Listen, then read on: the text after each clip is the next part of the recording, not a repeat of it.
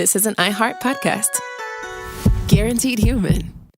With no fees or minimums on checking accounts, it's no wonder that Capital One Bank Guy is so passionate about banking with Capital One. If he were here, he wouldn't just tell you about no fees or minimums. He'd also tell you about how Capital One cafes are open 7 days a week to assist with your banking needs. Yep, even on weekends. It's pretty much all he talks about, in a good way. What's in your wallet? Terms apply. See CapitalOne.com/bankguy. Capital One N.A., member FDIC. Stuff You Should Know is brought to you by Grainger. Grainger knows that if you're an HVAC technician and a call comes in, you need a partner that helps you find the right product, fast and hassle-free. And you know that when the first problem of the day is a clanking blower motor, there's no need to break a sweat. With Grainger's easy-to-use website and product details, you can be confident that soon you'll have everything humming right along. Call 1-800-GRAINGER, click Grainger.com, or just stop by. Grainger, for the ones who get it done. Welcome to Stuff You Should Know, a production of iHeartRadio.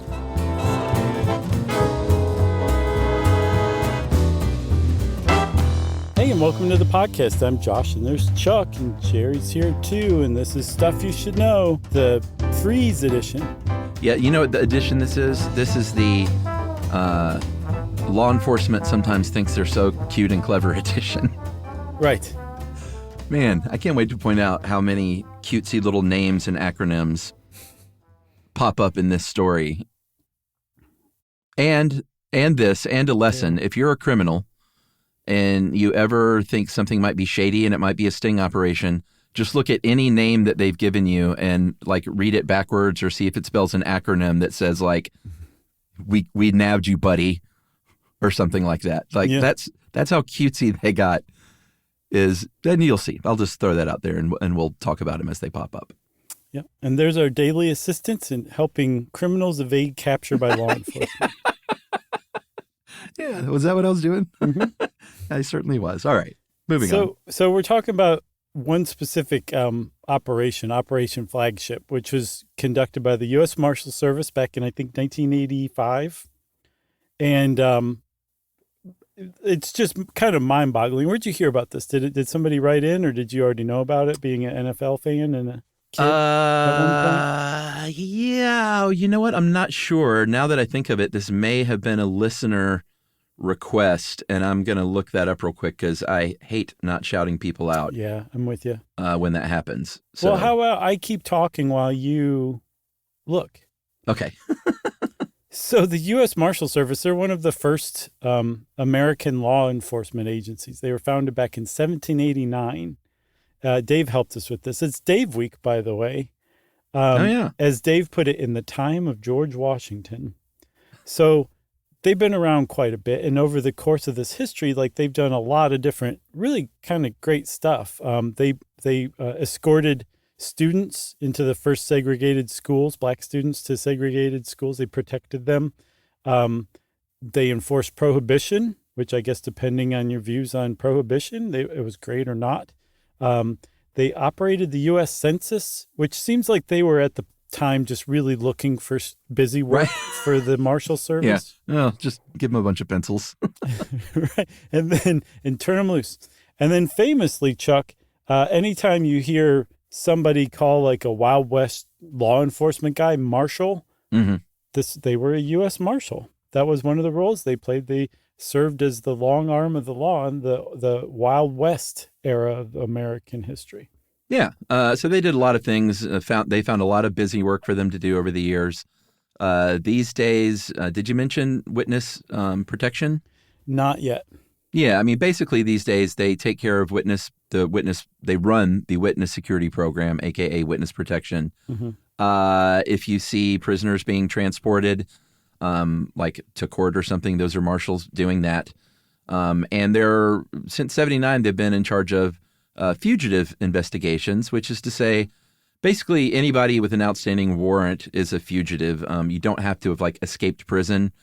If you're charged with a crime or have been summoned to testify or something like that, and you jump bail, you don't appear in court, if you escape from custody, then you're a fugitive. And the U.S. Marshals are going to try and find you and either put you back in jail or put you in jail for your very first time. Yeah. And Tommy Lee Jones doesn't care if you're innocent. His job is to get right. you and bring you back to jail. No I didn't nonsense. kill my wife. I don't care. That's so great, man. One of the great lines in movie history. So yeah, you can be a fugitive all sorts of ways, and regardless of how it is, the U.S. Marshals are out there to get you. For the most part, when they get you, it's because they've tracked you down. Maybe they got a tip. Maybe they just started looking for you and they found that you're actually at your last known address. Yeah. And they arrest people quite frequently. I think I saw that they rounded up like 75,000 fugitives in 2023 or 24. Okay. They arrest a lot of people. But for some reason, during the early to mid 80s, the U.S. Marshals Service went on what can only be described as a cutesy streak. Yeah. He said, hey, guys, let's have a little fun with this. They clearly did. I mean, like these things, this whole thing was hatched hours into an office Christmas party in 1979. That's the only explanation for this. Yeah, for sure. We'll start with our first QT acronym. In 1981, they launched a program called the Fugitive Investigative Strike Team, a.k.a. FIST, because they're going to use their fist to get you. Right up your bum. That's right.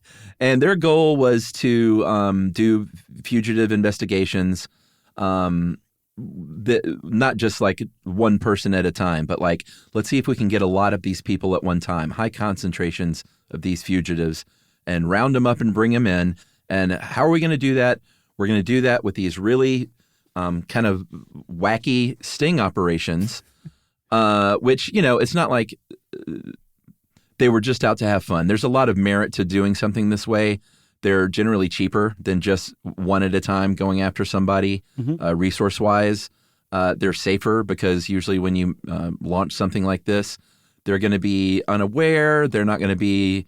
They're not going to have a weapon on them like they might, behind the door of their own home that they barely crack open. So it's cheaper. It's generally a little safer.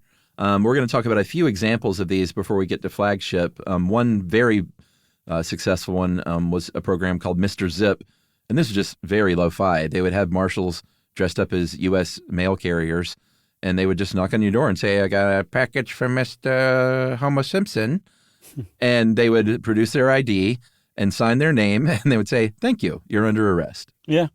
It is you. I think that was actually in The Fugitive, too. Yeah, that sounds familiar. Yeah, I mean, it's been in a lot of different movies, but... Like Here Are Your Roses, that kind of thing? Exactly. Yeah. So I don't know if this is actually the origin of it or not, but it certainly seems to be, because I don't get the impression that they did a lot of this stuff before this era. Yeah, what about Puño Airlines? That was pretty fun. One. Yeah. So puño means fist in Spanish. Right, exactly. Sorry, it's also like, it's almost like they wanted people to figure it out. Yes, that is inherently the problem behind this whole thing, is a lot of this, I was about to say steps, but I'm just going to say missteps that happen to work out in their favor. We're just basically like, hey, criminals, do you speak Spanish? Right. Do you think anybody would ever name their airline Fist Airline? Well, they want to give you a free weekend to the Bahamas. That's right. That was the Puños Airlines thing. And I love it. Like, I think it's cool, like in retrospect, but when you stop and actually think of it from a law enforcement perspective, you just end up pinching the bridge of your nose. But it actually worked. Yeah, it did. They mailed these fake letters saying they had won that trip plus $350 in spending money. 14 fugitives fell for it. And, they send a limo to your house. It's like a big sweepstakes, basically. Mm-hmm. And most of them were arrested in the limo. Like the limo driver is a cop, and they just pull over and say you're under arrest.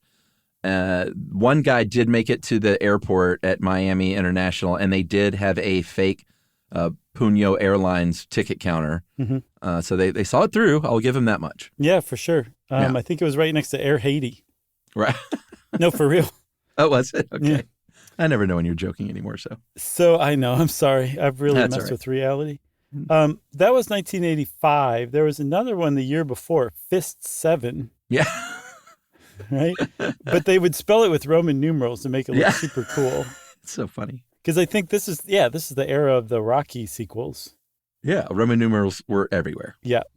That one was enormous. It was a multi-state, multi-agency sting operation. There were 113 marshals involved, 5 ATF agents, 105 police officers, all from across 8 different states. And it involved a bunch of different scams that really all together were part of this one big sweep that was just coordinated by the Marshal Service. There was one pretty straightforward in Buffalo where they wrote letters to fugitives and said, hey, you don't know this, but you won $10,000 in the lottery. You know that lottery you may or may not have ever played? Well, you won $10,000, but we can't give you the money unless you come to the lotto office and show us your ID, and then you can claim your prize. That's right. That was one of them. One was a job scam. It was called the Prior Offenders Employment Opportunity Program, where they would say, like, hey, are you a prior offender? Like, I know it's hard for you to get a job. We can get you a job, $15 an hour. Just call our number and tell us who you are and where you are, and we'll set you right up. That one actually seems like the most effective one because it almost has like a scam sense to it, like outwardly, like overtly. It may be the meanest, too. I think so, too. I thought the same thing. Because you might think it's mean to say you've won tickets to the Bahamas, but it's really mean for someone to be like, I really want to start my life over and get a regular job. Right. It's and all called this number. Well, have we got an opportunity for you? Yeah. I agree with you. In New York, part of Fist 7, their sting was called the Brooklyn Bridge Delivery Service. Not to be confused with New York's finest taxi service, but it's basically the same thing. Yeah. Their motto was, don't mess with the rest, come to the best. And it was essentially the same thing as Mr. Zip as far as the scam goes, but they would just leave like we missed you slips on their door saying you have a package that you need to come pick up. Mm-hmm. And there was a guy involved in this, I can't remember his name, but Robert Leshorn. He was one of the chief or deputy chief marshals, and this was his scam. And so part of it was the criminal would call to find out where to pick up their package, and depending on what they were wanted for, he would tailor what was supposedly in the package. So he said, like, if you were wanted for robbery or theft or something, it would be like a brand new stereo or something. So he would tailor it, which made sense. And apparently that worked to a certain extent. But all of them pale in comparison to the one that they ran in Hartford, Connecticut. Oh, man, I thought you were going on the Flagship. I was like, are you not going to mention the best one? Not a chance. Okay. As a matter of fact, we should probably just stop after this one because no scam in the history of law enforcement has ever been greater than this one. Yeah, this is part of Fist 7 in Hartford, Connecticut. This was, hey, let's do a fake TV station giveaway where you can win 2 tickets to a concert plus dinner and a limo ride. And hey, it's 1984. You going to see Van Halen on their big, huge rock tour? No. Boy George. And Culture Club. You have won tickets to see Culture Club in 1984. And it worked. Apparently, I don't know why they chose. I don't know if it was geographical, if Boy George was just like, sure, I'll take part in this. He probably didn't know anything about it. Or if they did some research, did a little and found out that these dudes love Culture Club. I don't know. I have no idea, but that's who it was. I saw that part of the package that they won was also a photo shoot. I saw that in a couple of places. With Culture Club? Yeah. And then, and then one of the marshals who headed up the Hartford, Connecticut Boy George scam said it was just like one of the other ones where, like, when you went to get picked up by this limo, right when you got in the limo, they arrested you. He said all these people that they got with this were all dressed up to go to the Culture Club concert. Oh, God. Can you imagine what they looked like when they arrived in jail? Like those feathers that you clip to your ear. Yeah. Like glitter war paint, like on your cheeks, like the whole shebang. I wonder if they said bad karma chameleon for you, my friend. Right. I love all the extras, too. It wasn't just like tickets to a concert. It was always like, and dinner, and a photo shoot. Like, I guess they really thought they needed to make it something someone couldn't refuse, I guess. Right. How can you refuse a photo shoot with Boy George. Yeah, but we laugh. Fist 7 netted 3,300 arrests and is the largest fugitive roundup in American history still to this day. Yeah, 3,200 of them came from the Boy George scam. Right. That feels like we have to take a break right there, right? I think we would be violating some sort of unwritten rule if we didn't right now. All right, we're going to come back and talk about one that netted fewer arrests, but was definitely fun in Operation Flagship right after this.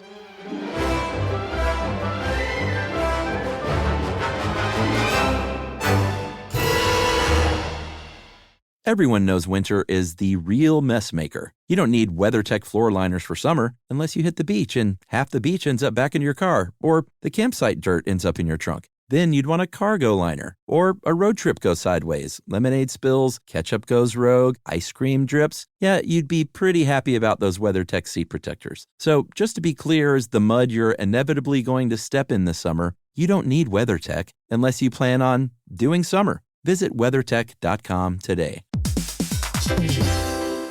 Hey everybody, here's a fact for you. In the United States, there is a break-in every 26 seconds, and that means that somewhere right now, an intruder is getting closer. And the problem with most security systems is that they only alert you after the break-in has started, and that's too late. Well, that's what makes SimpliSafe different. They use alerts. SimpliSafe's U.S.-based live agents, they identify threats on your property and help deter them before they actually break in. So the intruder never gets into your house. The crime is stopped before it even starts. That's right. And another great thing about SimpliSafe is they have no long-term contracts. They give you peace of mind and great value with their monitoring deterrence plans because they just start at about $1 a day. Yeah, SimpliSafe sent us a setup years back, and I still use mine every day. Yeah, and apparently setup, you can do it by yourself in under 30 minutes, so it's a really good value and it doesn't take long. So if you want to experience the SimpliSafe peace of mind, you can take advantage of the SimpliSafe discount offered to Stuff You Should Know listeners. Right now, you can get 50% off your new system by visiting simplisafe.com/stuff. That's half off at simplisafe.com/stuff. There's no safe like SimpliSafe.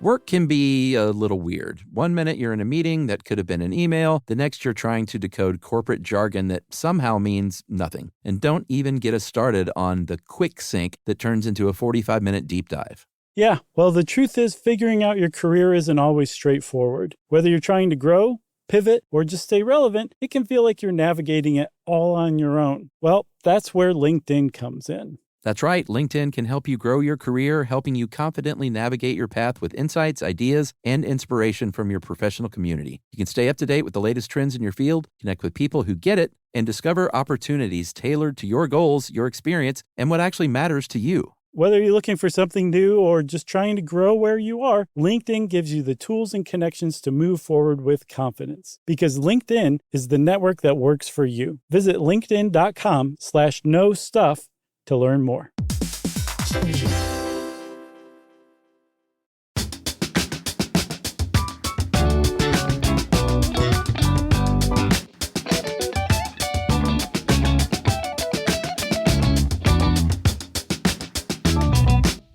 Okay, Chuck, so we're back and we're finally talking about the titular scam, Operation Flagship.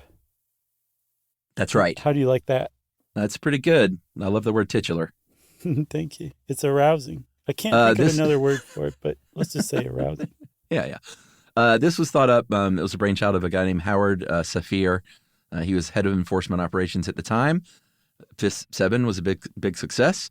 And he's like, "What?" At the Christmas party, he was a little toasty and said, "What has everybody got?" He had too much of Grandma's Christmas breath. And he said, "What's everyone got? I need some fun ideas." And Robert Leshorn, the Brooklyn Bridge delivery service guy, still basking in the glow of those tailor-made packages to the criminals, he apparently came up with this idea, and it was football tickets. One of the hottest tickets in football at the time, in 1985, was there at RFK Stadium for what was then the Washington Redskins, now the Washington Commanders since the name change. But they were the Redskins then. They had won the Super Bowl, beat the Dolphins in 83, lost to the Raiders in the Super Bowl in 84. In 85, expectations were high. Yeah. Season tickets, 25-year waiting list for season tickets. Isn't Every that game is crazy? sold out at RFK. And so offering up free tickets to criminals in the D.C. area seemed like a no-brainer. Yeah. This particular game versus the Bengals on December 15th, 1985, it was whoever won was going to win a wild card playoff berth, Yeah. which has significance. So it was an important game. Oh, I feel like, I don't know, you should get a little gold star for your football knowledge right there. Thank you. Also, not to mention, too, I mean, even looking back, you're like, wow, these guys were great. But at the time, these two were at the peak of their careers. It was Theismann versus Esiason as far as the quarterbacks went. Thiesman. Is it really Thiesmann? Yeah, the story goes it was Joe Thiesman, and in college, he changed it to Theismann to rhyme with Heisman. Oh, really? That's what they say. Huh. I'm not. Well, that's I'm smart. not sure Did he if win the that's. Heisman? I mean, the Heisman? Oh, I'm actually not sure if he did or not, but his leg got snapped on national TV. I was watching that game. It was horrific. Wasn't that a Super Bowl? No. Oh, it was a... No. It wasn't a Super Bowl. Yeah, that was horrific. I mean, it was a compound fracture that came out of his thigh, right? I don't think it was his thigh. I think it was the lower leg. But Ugh. I remember that was the first horrific injury that I saw on TV that, even though I didn't know it at the time, activated my mirror neurons in a way that was quite striking. One of the ones that got me, there was a Miami Hurricanes player in early 2000s, and he was like running down the sideline, and somebody dove to knock him out of Bounce. And and they got him right in his knee, and his knee turned into like his whole leg, but the apex was his knee, just turned into a rubber band that went really far to the left. And it's always so disturbing. They kept showing, like, this is the zeitgeist at the time. They showed that injury in slow motion 15 times. Yeah, they while don't the do that dude anymore. was laying on the field. They didn't cut to anything. They just kept showing it over and over like it was a new volume of Faces of Death or something like that. Yeah, they did that for up until not too long ago, and then they stopped. Anytime there's a serious injury like that, they're like, we're not, we don't show the replays of these things anymore. But we probably shouldn't feed the bloodlust.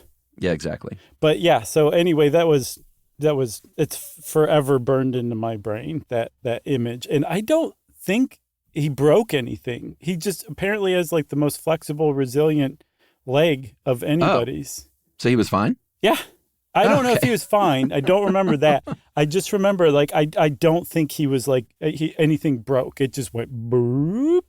Oh, was that old Rubber Knee Richards? Yeah. But ironically, I think he had that nickname before that because he could play the rubber bands on his knee. This has gotten so off the rails. Oh, yeah. We're talking about the cops and the U.S. Yeah, that's right. Marshals. All right. So we're back to Robert Leschorn. He's the one that came up with this idea to give away these tickets. He said, here's what we'll do. We'll create a fake TV station, like a rock music TV station, like a local MTV, basically, WROC video. And that's going to head up this whole thing. And this is where they get cute again. The prize letters that they sent out were signed by station manager I am Detnaw. If you spell that backwards, it is I am wanted. Get it? Yeah. And then the guy who they said you had to call in or whatever, the business manager that took the phone call, his name was Marcus Cran, Cran, spelled backwards as narc. No. Yes. And supposedly, and I did not verify this, but there was one source that said the whole music when you called was I Fought the Law and the Law Won by Bobby Fuller. Yeah. And I was like, come on. See, like, really? Right. So even taking that one out, it is 100% confirmed that they signed it I am wanted backwards. I am Detnaw. Yeah. The Cran thing, is that pretty much 100%? Oh, yeah. I mean, it's in the NFL Films documentary. You see the guy typing that name in a computer. Yeah. So, like, this is like, these are the things that they're doing to just make it like a whole tee-hee-hee thing. Right? Yeah. To where if you For no step reason. back, no reason, but to amuse themselves. Like, there's no reason. As we'll see, I'm sure part of the reason also was for the media blitz that they knew was coming after they pulled this off. Yeah, yeah. But not only is there really no reason for it, you're actually sacrificing potential captures because there's You're tempting fate. Some of these people have wives. All you had to do was show your wife that letter and she'd say, that says wanted backwards, Like, hey, you dummy. Yeah. How many of these people were fell through the dragnet because they saw that Detnaw is wanted backwards and they're like, I think this is not legitimate. Yeah, yeah. They mailed out 3,000 of these letters to fugitives for a total of 5,117 outstanding warrants between those 3,000. Said you won this thing, plus a grand prize drawing for Super Bowl tickets that year. The Flagship International Sports Television was the fake station, Fist. So they did it again. About half the letters came back returned to sender. The others, again, were told to call Marcus Cran to confirm their attendance. And a few of the people that called in were like, wait a minute, this is the cops. But out of the 3,000, it's not very many, apparently about 160 people RSVP'd, which would still be a pretty good take, I guess. Sure. And they said, all right, come on down to the Washington Convention Center at 9 a.m. on game day. We're going to have a big brunch and a big party and then shuttle you over to the game. Yes. And I thought something you mentioned is worth emphasizing, that being entered in a grand prize drawing for tickets to Super Bowl 20 in New Orleans. Yeah. That actually struck me as a really nice touch because Yeah. now you've moved the focus a little further out and you're diluting the focus that's being paid to this most immediate thing. So they're thinking about something else as well. It just really, I thought that really was a good touch. Yeah, I agree. So to get prepared for this whole thing, they held 3 different dress rehearsals. That's dedicated for sure, because this was a big production. And it was smart that they held 3 different dress rehearsals because, again, there's a lot of moving parts. There's a ton of different cops. I think 166 different agents were involved. They were all cops.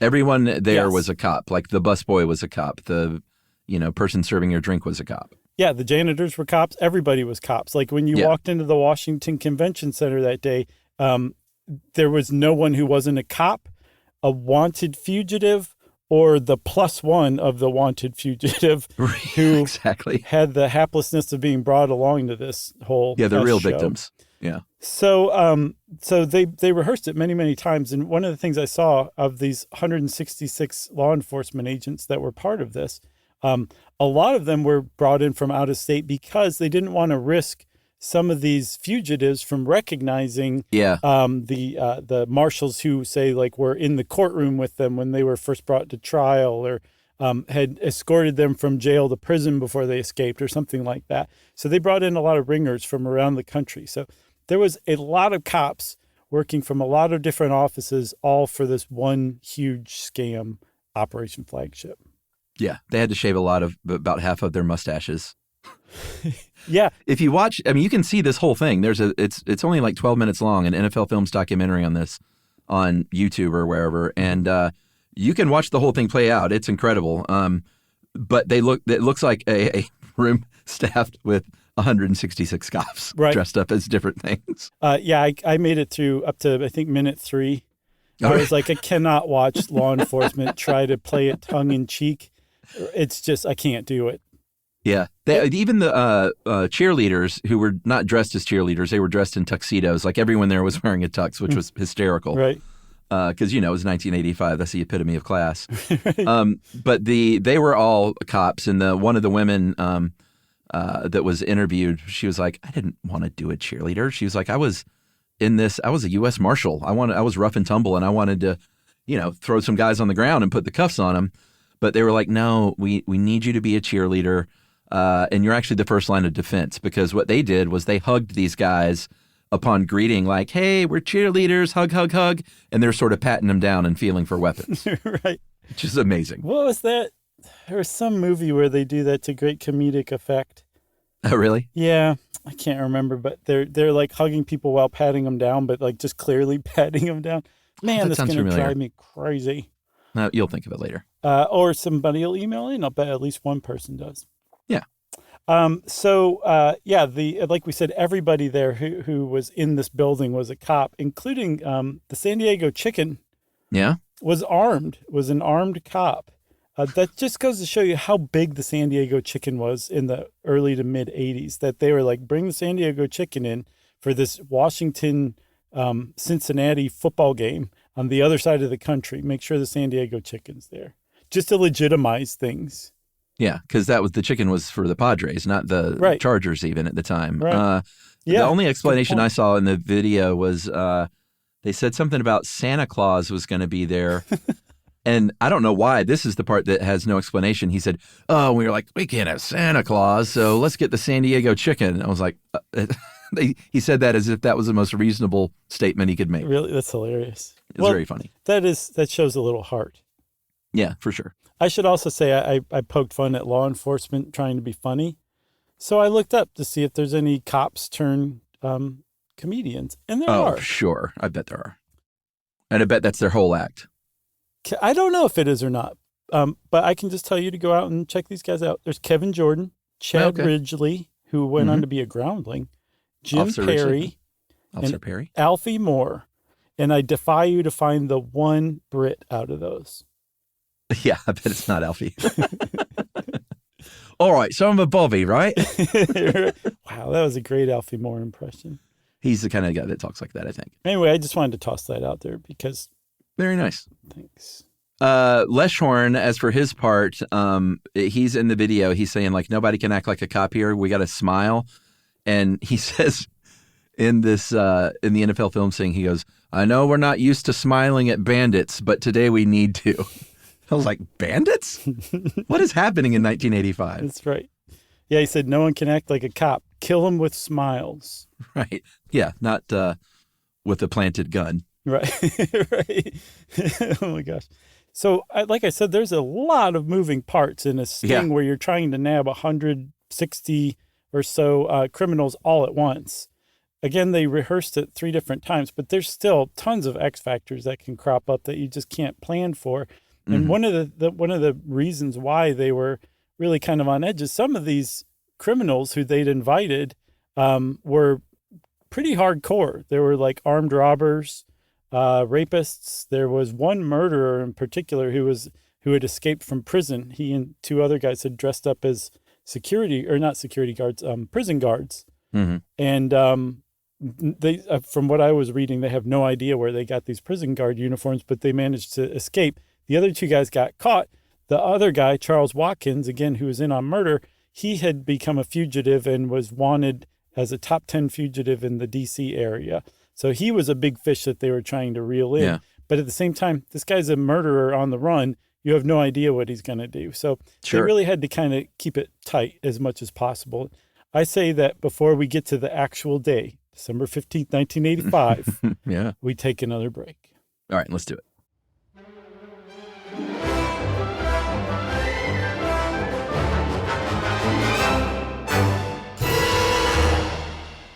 Everyone knows winter is the real mess maker. You don't need WeatherTech floor liners for summer unless you hit the beach and half the beach ends up back in your car, or the campsite dirt ends up in your trunk. Then you'd want a cargo liner, or a road trip goes sideways, lemonade spills, ketchup goes rogue, ice cream drips. Yeah, you'd be pretty happy about those WeatherTech seat protectors. So just to be clear, as the mud you're inevitably going to step in this summer, you don't need WeatherTech unless you plan on doing summer. Visit WeatherTech.com today. Hey everybody, here's a fact for you. In the United States, there is a break-in every 26 seconds, and that means that somewhere right now, an intruder is getting closer. And the problem with most security systems is that they only alert you after the break-in has started, and that's too late. Well, that's what makes SimpliSafe different. They use alerts. SimpliSafe's U.S.-based live agents, they identify threats on your property and help deter them before they actually break in. So the intruder never gets into your house. The crime is stopped before it even starts. That's right. And another great thing about SimpliSafe is they have no long-term contracts. They give you peace of mind and great value with their monitoring deterrence plans because they just start at about $1 a day. Yeah, Simply Safe sent us a setup years back, and I still use mine every day. Yeah, and apparently setup, you can do it by yourself in under 30 minutes, so it's a really good value and it doesn't take long. So if you want to experience the Simply Safe peace of mind, you can take advantage of the Simply Safe discount offered to Stuff You Should Know listeners. Right now, you can get 50% off your new system by visiting simplysafe.com/stuff. That's half off at simplysafe.com/stuff. There's no safe like Simply Safe.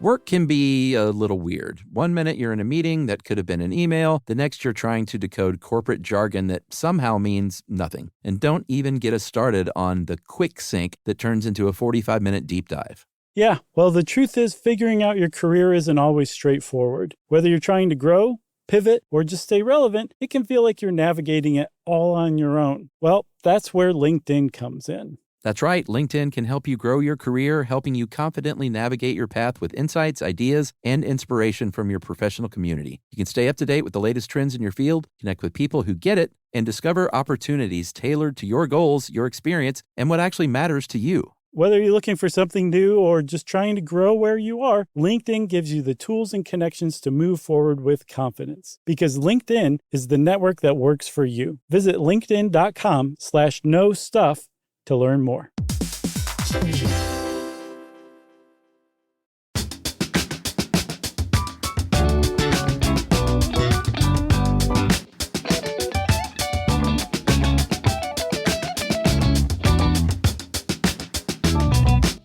All righty. We are back. It is not Christmas, but it certainly feels like it in 1985. It's December 15th. The Washington Convention Center is decked out. There's a big TV playing highlights of the Redskins season thus far. There's music playing. Everyone's in those tuxes. They got red and gold balloons they're handing out. It's really fun to watch this thing play out.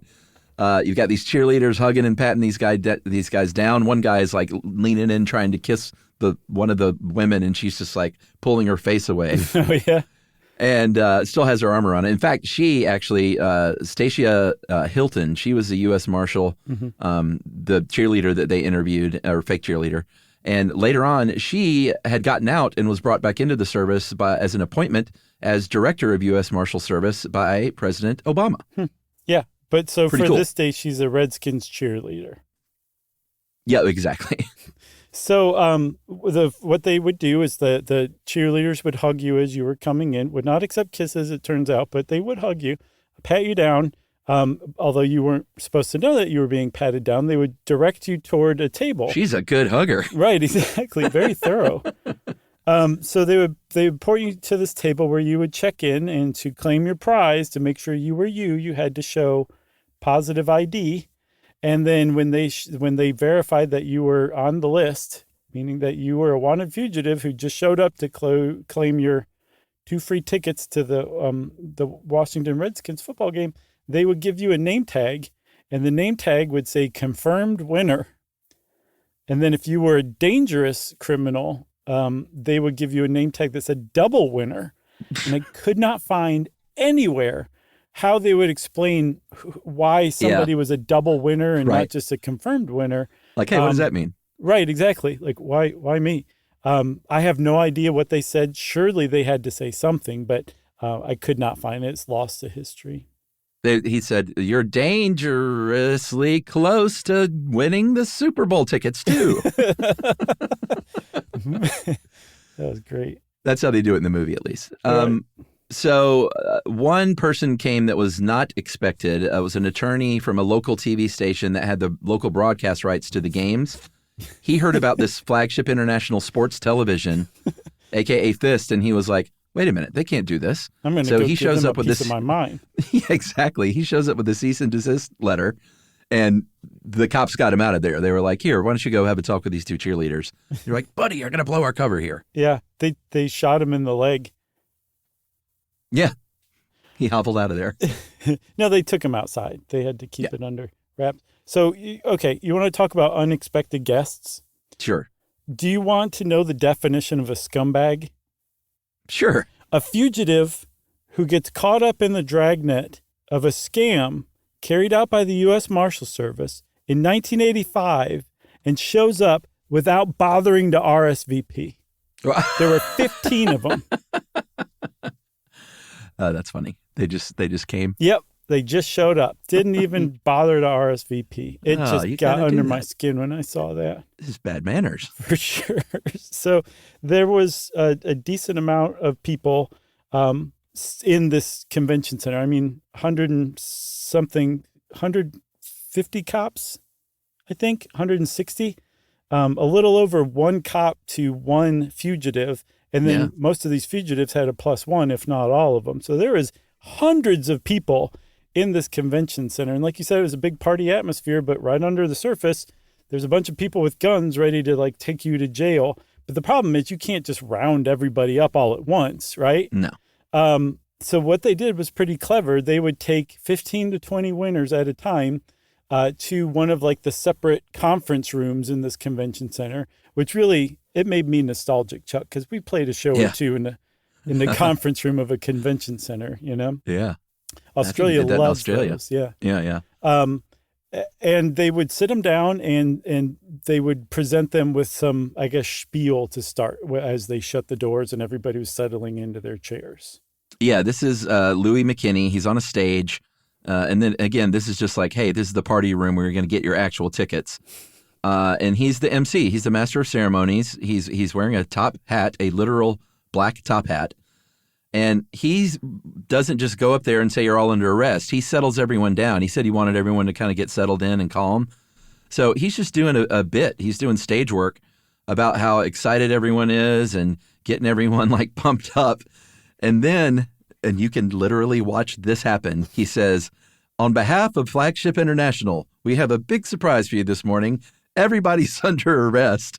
And you see behind the doors, you see all these like SWAT cops is their version of the SWAT, their SOG, Special Operations Group. That didn't spell anything clever. They're like literal shotguns, and they're just like, they're right behind the door. Hip. Yeah, exactly. Hut. That's right. They rappel in through the windows, break through the windows. No, they literally just like kick in the door and go running in with shotguns. And you see these guys that like, about a third of them like immediately sort of put their hands on their heads as they were being directed to and get on the ground. And about a third of them are like, what's happening here? Is this part of the prize? Yeah, they didn't know what was going on, but, soon enough they had them, face down on the floor. Yeah, arresting. Sometimes violently. Oh, yeah. 15 people at a time, then escorting them out a different door and just, keep doing that over and over until they got everybody. I have to say something really quick while I was researching this. I had a great little brush with coincidence that I was reading. I got to that part where McKinney says everybody's under arrest. And I just happened to be listening to the Beach Boys' Smile album at the time. Oh, yeah. It's not something I've listened to a lot. I just happened to decide to listen to that while I was researching this. And within seconds of reading that part, it reaches the part in the Beach Boys album where they say, "You're under arrest." Wow. And it's worth, that's something, right? That's not your everyday coincidence. No, I love stuff like that. I do too. So anyway, back to the story. Dave, like I said, helped us with this, and he wondered something that I did as well. What happened to all the guests who are like the crowd of +1s are getting left behind in larger and larger droves as this party room is like, set and reset and people get taken out of the back door to jail. Yeah. And no one knows. At least no one ever covered what happened. I imagine it was, I've got some bad news and some more bad news. Right. Like there is no good news. It's like your friend has been arrested and you're also not going to this football game. Right. And you also have to find your way home somehow. Exactly. Surely they gave him a ride home at least. Oh, I don't know about that. I don't know about that. I was laughing about they're victims, but they really are. What a bummer. For sure. Especially those wives that found out that their husbands didn't let them read the letter. Right. From I am Detnaw. Yeah. And didn't want to go to the game to begin with. Right. Yeah. Oh, my God. There are definitely +1s like that. Yeah. Oh, man. So when this whole thing was pulled off, the reason why the NFL films little mini documentary is so thorough is the media was there. And it would make sense the media was there because this is supposed to be some big deal celebration. So you see people who are like fugitives about to be arrested coming into the convention center, like party, like into the cameras. Yeah. That are really like there to film their arrest, but they think they're there to film this big celebration because they won these tickets. The LA Times was there, CBS News was there, Washington Post was there. They were like journalists were allowed to go basically everywhere. They were allowed to interview all of the higher ups conducting this sting. I guess they were just required to basically play it straight and pretend like they didn't know what was going on. But as a result of this direct involvement of the media, there was a huge national like celebration for how great the U.S. Marshal Service was and how well they pulled off this amazing sting with not a single shot fired. And aside from violently throwing some of these people to the floor, totally nonviolent roundup of 100+ perps. Yeah, I mean that's why you do it like this. Oh, for the safety and for the money savings, or the efficiency rather, I guess, financially. But the PR aspect of this should not be overlooked. Like, they wanted them to film this. They wanted them to know all the cutesy stuff. So one day NFL Films would release a mini doc and future podcasters would talk about it and sort of make fun of it, but also bring them, some attention. So the PR part of it was a very purposeful, big deal. The guy, I've seen lots of different numbers bandied about by how many people they actually got. I think 144 arrests is what Dave saw, but in the documentary, the guy whose brainchild it was said it was 101. Really? But if you do the math on 101 arrests, it cost them $22,100 to pull this off. That breaks down to just $218 if they got 101 arrests. And the average cost of just a per fugitive cost of nabbing a single fugitive was about almost $1,300. So that's a big efficient haul if you really look at it that way. Yeah, for sure. I mean, it's super efficient. And again, not a single shot fired. And don't forget, they nabbed Charles Watkins, the big fish they were trying to reel in, the murderer who had escaped from prison dressed as a prison guard, which really, if you're going to escape from prison, that's a real black eye to that particular prison, dressing up as one of their own guards and escaping. Yeah, sure. So it was a big deal that they caught this guy. And Stanley Morse, who was the head of the Marshal Service at the time, was quoted in the LA Times saying, "It's a safe, clean, and creative way to get these people off the streets. There's no safer way to make an arrest than away from the home environment." Yeah. I mean, he's probably right. As far as Charles Watkins goes, and Dave got some of this, by the way. We want to shout out the podcast Criminal. Huge shout out. Yeah, because they covered this, and I think Dave listened to that and got a couple of these things in the end here from there. Yeah, it was a December 2024 episode. So what I'm pretty guessing recently is that the listener wrote in after hearing the Criminal episode. Oh, maybe. And said, "I've got a great idea for your episode." Yeah. So go check that out for Criminal's point of view. I'm sure it's pretty great because it's a great podcast. Uh-huh. But apparently there was a producer from CBS News named Alan Goldberg who went back at the footage and was like, I think he just thought some of this stuff was a little fishier than it was made out to be as some big, huge success. Mm-hmm. And he saw footage on there of Charles Watkins, a 50-year-old man, saying like, "You got the wrong guy, you got the wrong guy." And it turns out they got the wrong guy. They got Charles Watkins Sr. Charles Watkins, the murderer that was the felon, or rather fugitive and felon, was his son. He was 20 years old. They got the wrong person. Yeah, apparently the big fish was the wrong fish. Yeah, according to Criminal, like he finally was able to convince them by showing like some ID and some other like identification, saying like, "I'm not the guy you're looking for. You're looking for my son." And huge, again, hat tip to Criminal. They did some serious digging. Like I was listening to it, and Alan Goldberg, who is a huge source for this, they're the ones that he talked to. This is not all over the place. Like they found this guy and managed to just completely turn all of the coverage of Operation Flagship. Still today, when you read contemporary stuff about Operation Flagship, it is unquestioningly written about as just this perfect success. Yeah. They found this guy who was like, "This is not actually how it went at all. There's actually in addition to getting the wrong Charles Watkins, the other big fish they were trying to get, Lloyd Golden, he was a top 10 wanted fugitive for armed robbery. And this Alan Goldberg, God bless him for his journalist streak, he dug into Lloyd Golden and found that he was wanted for selling some drugs, not armed robbery. He wasn't on any kind of top 10 list. So that's bad enough. But when you really start digging into it, you're like, well, this was not only a waste of money, it turns out, even though it was super efficient, it's actually legal, but pretty unethical considering who they actually did nab in this dragnet. Yeah, I mean, it was mainly misdemeanor offenders, a lot of parole violations. There were 6 traffic offenses in there. And now remember, a lot of these people were thrown to the ground, regardless of their what they were wanted for. They were a fugitive, and they were thrown to the ground violently in some cases for traffic offenses. Yeah, exactly. There was one guy, and you can see him in the NFL Films doc.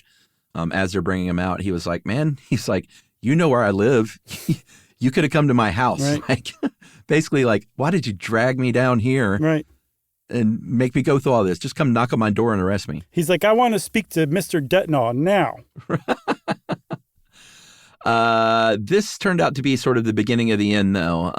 It is, again, still praised as a success if you look at any U.S. Marshal stuff. But they, I think, like, Fist 9 was just regular police work over a period of 8 weeks. They got a bunch of more fugitives, which is great. Yeah, pretty impressive. 3,500 fugitives in 8 weeks over 4 states and parts of Mexico. That's with no scams whatsoever. Yeah, no scams. But they don't do this stuff anymore. I guess this was sort of the golden age of that kind of thing. They're still out getting fugitives. I think last year they captured more than 3,000 violent fugitives in Operation North Star, but that did not involve Culture Club tickets or sweepstakes prizes or anything like that. I think the answer is that starting in 1986, they went to nothing but beer and wine at their Christmas parties. Right. Yeah, not the rum punch. Right. Yeah. So one of the things about Operation Flagship is that it is so nuts that it actually happened. And when you just step back and look at it from the total outside and how great it was and everything, it's extremely entertaining. Cops smart, criminals stupid. Can you believe they fell for this? There's football involved. Like, it has everything you could possibly want, right? So it did actually inspire some stuff. Like we said, that whole Mr. Zip thing inspired, like, I've got a rose delivery for you, fugitive. This specific Operation Flagship inspired apparently the opening scene in Sea of Love with Al Pacino. Where Samuel Jackson is among the fugitives who were tricked into a Meet the Yankees scam. Yeah, that was copped directly from this, I'm sure. There was, so have you seen the movie Trap, M. Night Shyamalan's vehicle for his daughter's musical career?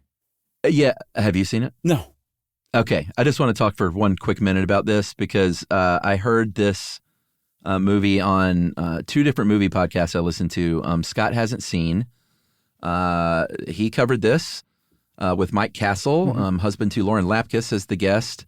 And then it was also on The Flophouse, one of my favorite shows that I've listened to forever on the Max Fun Network, where they cover bad movies. Elliot, Dan, and Stu. So Trap was bad then? Yeah. It's wonderfully bad, though. Like, I heard both of these before I saw it, and I was like, I've got to watch this movie now. Because it's so funny bad. Wow. And it is. I highly recommend the M. Night Shyamalan, Josh Hartnett movie Trap because it is so ridiculous and awful. And the choices that are made as a movie are just bonkers and hysterical. Okay. So I know I am a sentient adult human being, and I know that a lot of M. Night Shyamalan's, some of his films are bad. Yeah. Just bad. Terrible. I hated Signs. Hated Signs. Yeah. Although that was largely because of Mel Gibson's acting or overacting. Most of them are pretty bad to me. Huh? He's got a handful of pretty good ones, but yeah. Well, that's what I was going to say. I will still watch every movie that man puts out because they're so imaginative, so creative. I also love the cinematography in his films. It's always so dark and moody. Yeah, they look pretty good. The Sixth Sense is one of the greatest films of all time. Yeah. And you can give up on him and then come back years later and watch the stuff that you missed. And you're like, man, I love this stuff. It's such a great thing to watch on like a Saturday afternoon or something like that. Yeah, I like the Unbreakable movie and the Split, the whatever. There was like a trilogy in that world. Glass I thought, and Split. Yeah, I thought all those were pretty good. But yeah, a lot of his movies are really bad, but still well made enough to be worthwhile, even if it's just sort of like a cringe fun watch. And Trap is one of them. And, you know, whenever he pops up in his own movies, it's always so bad and dumb and obvious. And he does so in the funniest, worst way in Trap. Okay, good. I got to see this. It's really a fun bad movie watch. I highly recommend it. Have you seen A Knock at the Cabin Door? I have not seen that one. That's good. I don't see them all. Have you ever seen Servant, the show he made? Good, bad? No, it's Good? really good. Oh, it's okay. a really good show. Like, he does a great job. He's a confounding filmmaker. Yeah. You know? Just watch Servant. I think you'll like it. I haven't seen all of the seasons. I might have seen the first 3 and then I stopped, but I can tell you the first 3 are definitely worth watching. I think you'll get sucked in pretty quick. Yeah. We cannot finish, though, even though I did mention Homer Simpson earlier. One of the great Simpsons episodes, they had a sting operation where they were giving away a boat, right? Yeah. Yes. I'm sorry. I've watched it yesterday. I guess I was watching it. And I noticed something that I'd never noticed before. What was it? At the head of the scene at the beginning, as they're pulling up to the police station, Homer's falling for a scam like Operation Flagship, but instead of Redskins tickets, it's a free motorboat. Yeah.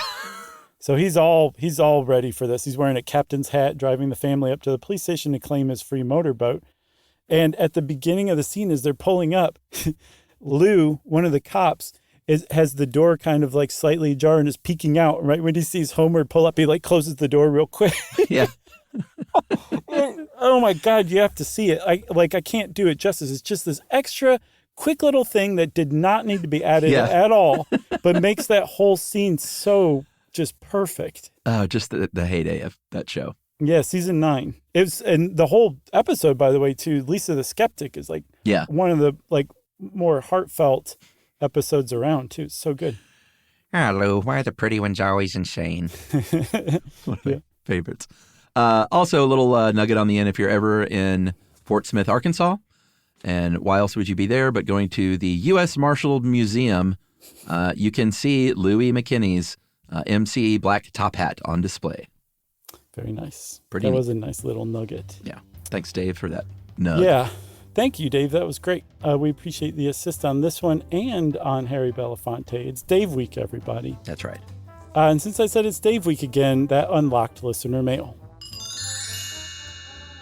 Hey, guys. Love the show. I just started listening around 2018. I'm now realizing that was 7 years ago. My commute to work is about 15 minutes in each direction, so your release schedule is perfect to listen to a fresh SYSK episode all the time. So fresh. I was listening to Automats, and hearing Chuck weirded out about pie for breakfast is so funny to me. Because I'm a chef, and I will never understand why pie, sweetened, thickened fruit in a pastry, is dessert, but a Danish or jelly donut, sweetened, thickened fruit in a pastry, are breakfast.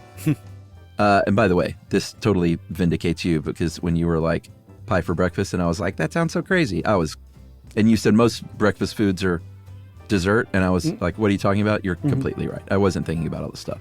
Oh, I love it when you say stuff like that. I was thinking about eggs and bacon, but I forgot about the sweet side of breakfast, and all that stuff is dessert. Same goes for cake and pancakes. Flour, sugar, eggs, baking powder with a sweet condiment.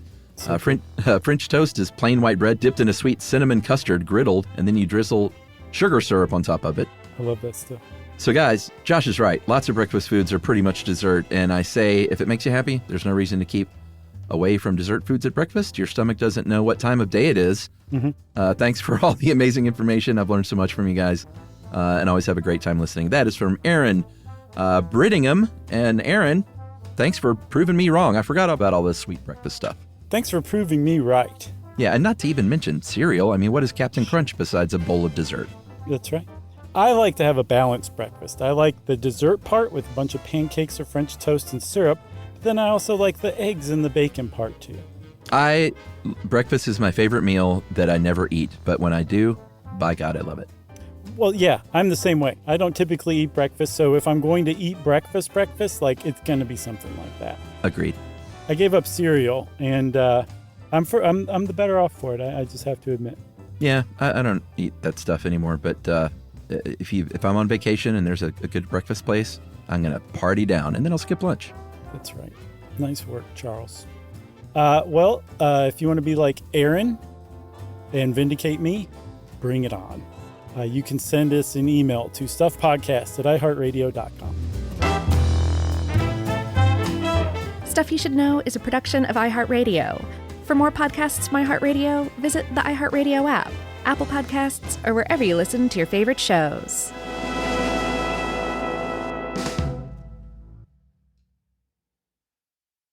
Mom, can I have Lingo Kids? Dad, Lingo Kids, please! When did we become the Lingo Kids house? No idea. Last week it was dinosaurs. This week it's... Lingo Kids! Why Lingo Kids? Because it's the best thing ever. We can play games with astronauts, wild animals, and superheroes. With more than 4,000 interactive games, songs, and shows, Lingo Kids is the #1 entertainment platform for young kids. So, no dinosaurs? And dinosaurs! Lingo Kids! Everything kids love. Download it for free.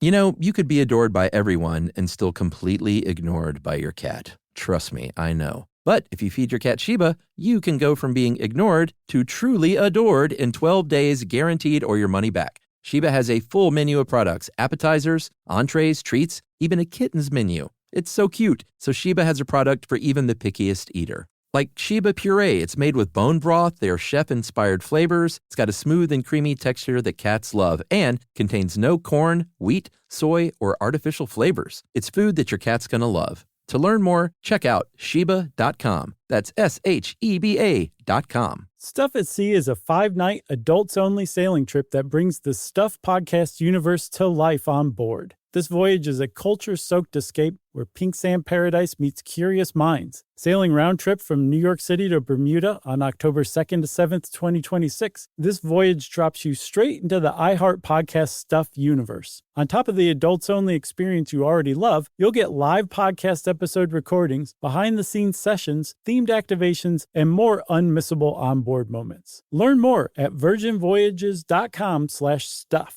This is an iHeart podcast. Guaranteed human.